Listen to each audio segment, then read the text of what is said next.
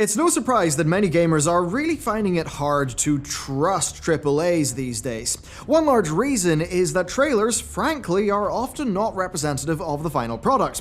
We're so used to graphical, sometimes even mechanical downgrades that it's practically normal, even expected now. Well, the most recent Anthem expose revealed what actually happened behind the scenes of its reveal trailer, and because of that, it's a perfect opportunity to explain how this actually happens. There's a lot more at play here, a lot more than meets the eye.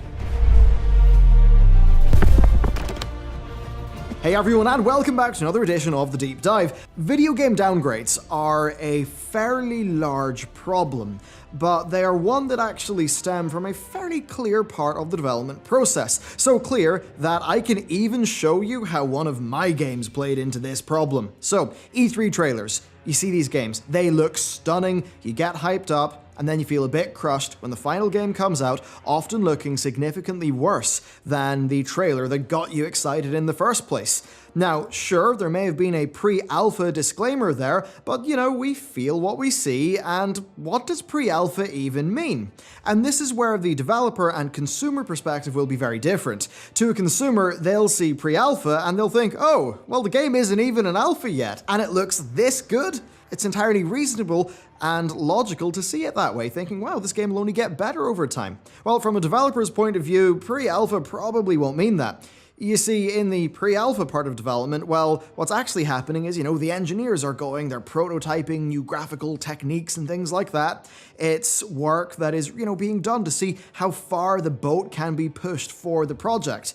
So when a developer sees an E3 trailer, they know that that's really the best the studio has to show, it's what they'd love to do, and that maybe not everything will pan out that way in a broad range of hardware. And we have to be realistic. If more customers viewed trailers in that way, then those trailers would be less effective, and this absolutely is something that publishers do play into.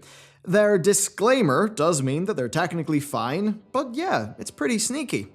Anthem highlighted this perfectly, so let's take a look through its reveal trailer, especially given what we now know about the game's development process. The trailer starts off with a more dynamic-looking version of the Fort Tarsis hub. There are more NPCs, the place has more life, there are far more graphical effects at play. Basically, it looks like a scene from a movie. Why is this? Well, at the time of creation, the real version of it probably wasn't implemented, so the director would have told the designers, the requirements of the scene for the demo, and then the people would have went and made that scene. At this point, considerations about how that scene would overall fit into the final gameplay don't really matter as much. The only job is to really display the fantasy of the game. As the trailer progresses, we then get into our suit. This sequence is clearly very tightly scripted. Just look at how Zoe is waiting for you. In a real game, that wouldn't really happen every time. It would be kind of repetitive, and that's something that tells you that this is a very specific set of interactions crafted for this demo. So, once you enter your javelin, it dips to black. It then cuts into a, I'm 99% sure, pre-rendered sequence of you and your javelin. Now, note how the camera gets close to the javelin's shoulder, but it actually masks a camera cut. Yeah, that's just like a cut in the movie Birdman. So chances are that Tarsis segment is one video file, the pre-rendered bit in the middle is another video file, and the actual gameplay sequence is another video file, and it's all assembled together in video editing software. Of course, it wouldn't have been direct capture or anything like that, and that all does sort of make sense. Indeed, if you look at the changes in lighting between the Tarsis scene, the pre-rendered scene, and the gameplay scene, it seems pretty obvious. Now, this masks the loading screen that would be there in the actual game, but doing it in this way would be impossible in the real game because the pre-rendered bit would not be able to account for the different javelins and all the, player customizations that can be done. So, we then hit the gameplay bit, and again, it's all edited to look very seamless. Your teammate drops in from the sky, that looks cool, it evokes the fantasy perfectly, but let's be real, it would be annoying as hell to wait for that animation and gameplay every time. Again, this is something that's there to sell the fantasy of the multiplayer elements and to make the suits look cool. Okay, so we then start flying around. Note the various scripted events, such as the animals. Well, they would be a custom event that would be triggered based off, I imagine, the player's position. This is really highly custom work that, we would then find out would not be applied across the rest of the game for its entire duration. Same goes for the Ursics that they run into. They're both scripted events that likely existed to further sell the game to Patrick Soderlund. This demo, of course, was really meant to impress him, and that initial demo is what led to the E3 trailer. As for the rest of the demo, well, it's very basic. You have very early looking combat, there are some stunning weather effects, I mean they truly are gorgeous, and that's almost certainly tech from an earlier form of Anthem during the prototyping stage where it was more of an exploration and survival game. This is likely the sort of thing that would have to be cut in order to make it over the finish line, but more on that later. Now, you'll notice that throughout the graphics are just stunning, they're gorgeous. Well, okay, some parts are clearly pre-rendered, don't forget that, but still, as for the gameplay, it looks gorgeous. And the thing is, this was likely captured on a rig with dual 1080 Ti's, or something like that. But here's the thing.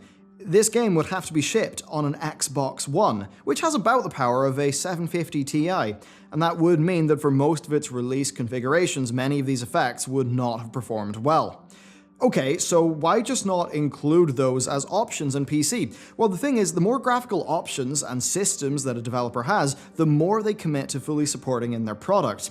Teams only have limited technical resources, so overall the team will have to cut some things in order to get a super stable version of the game that they can realistically ship on all systems.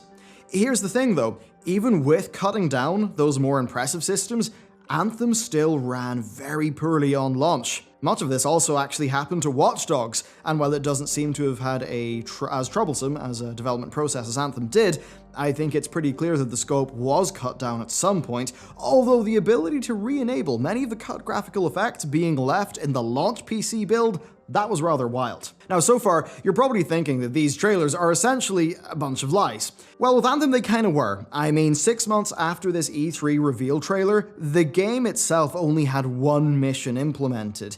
Indeed, this trailer really was just a best guess at what they could have hoped to have achieved, and they kind of managed to, well, fail even at that. And this all begs the question, what are these trailers and demos for? Well, if it's consumer-facing, then it exists to market the game. If it's an internal, publisher-facing demo, then it exists to sell the fantasy that the team wishes to deliver to their publisher. With extremely early demos of troubled games, well, often they end up being both, and that's where we see this massive problem. These sort of end of pre-production made trailers often represent the most polished up, best case version of what the team currently has.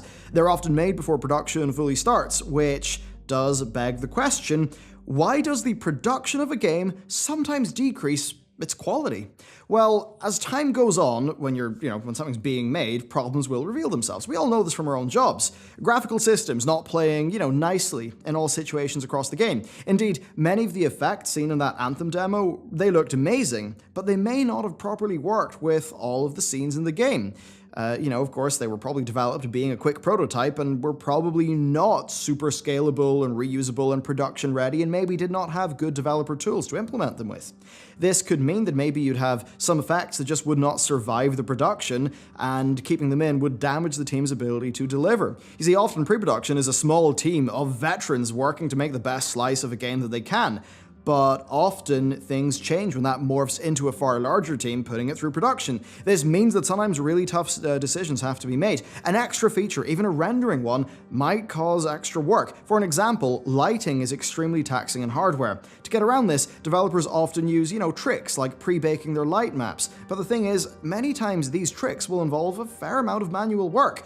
Manual work that might not end up being feasible. And that might mean that some things would have to be cut that would, say, lead to a reduction in lighting quality, and indeed that is something that we have seen in many trailer downgrades. This sort of thing happens throughout, and I even have my own example in this. So this is a title that we were working on called How to Kill Monsters. It's on hiatus now, and we worked on a publisher-facing gameplay slice, so it has sounds, full animations, a bunch of stuff. You can pick up a weapon from the ground and you can use it for unique attacks with some very basic combos. You can swap your weapons. The enemy kaiju has multiple phases. We even actually had the ability to do per limb damage effect and stuff like that. And then there's your big beefy execution animation at the end. It suggests a lot as a demo. A lot that's not there. Sure, we could have made that demo 10 more times easily, But doing so would not have left us with a completed game. Creating it involved us making a bunch of tech, some, dynamic animation systems, skinning systems, loads of rigging work, limb damage, far more on top of that, yet it was not a full game. Like that Anthem reveal, and I know it's apples and oranges, like what we had there was basically trying to sell the basic idea of the mechanics and the fantasy of playing the game. The thing is that unlike the Anthem reveal, that was not a big public trailer that we were going to be selling copies or a Kickstarter with. It was something that we developed quickly over 12 weeks for a competition. So if we were forced to release that game, I can guarantee that we would have needed to have cut loads of our systems and to have simplified the game, which would mean that if we had sold it based on what that demo suggested, it probably would not have been representative. So that's my own experience of things, of course at a minuscule scale. Even from the perspective of people making the game, it's just very hard to know what a game will look like in 2 years. But here's the thing though, publishers should take this on board, and they should market their games responsibly with this in mind. Thing is, they don't. They are perfectly happy to hype people up by showing things that they very likely know will never make it into the full game. They exploit customers not knowing how the sausage is made. And let's be real, the customer shouldn't be expected to know that. It's not their darn job to know how a game is made. The game's there for them to have fun and to enjoy. Because of this, we're left with one set of options. You can't trust E3 demos. Don't pre-order. Sadly, publishers are attempting to make that harder and harder by having more incentives for pre-ordering, like early access. But at least for these big AAA games where, half the times the development ends up being a disaster, you kind of just can't trust them, and that really is quite sad. For my part, I can guarantee you this, I will never open up a pre-order or a Kickstarter or anything if I am not entirely certain, beyond reasonable doubt, that I can fully deliver on the demo or the trailer. As always, I look at how customers are treated by AAA, and often, I just think, well, I want to do the opposite of that. That's a bit of a guiding light in some areas. So there you go, that's a discussion of E3 trailers. Of course, we're coming up to that period of time, so it's worth keeping it all in mind. And I hope you enjoyed this. Patrons, I'm going to release a cut of that demo to you as a BTS. I need to polish it up first, and the next deep dive will be up super soon over there. Of course, the patrons support these videos, they make them happen, and I really thank them for it. So with that, thank you all for watching. Let me know what you think, and I'll see you next time.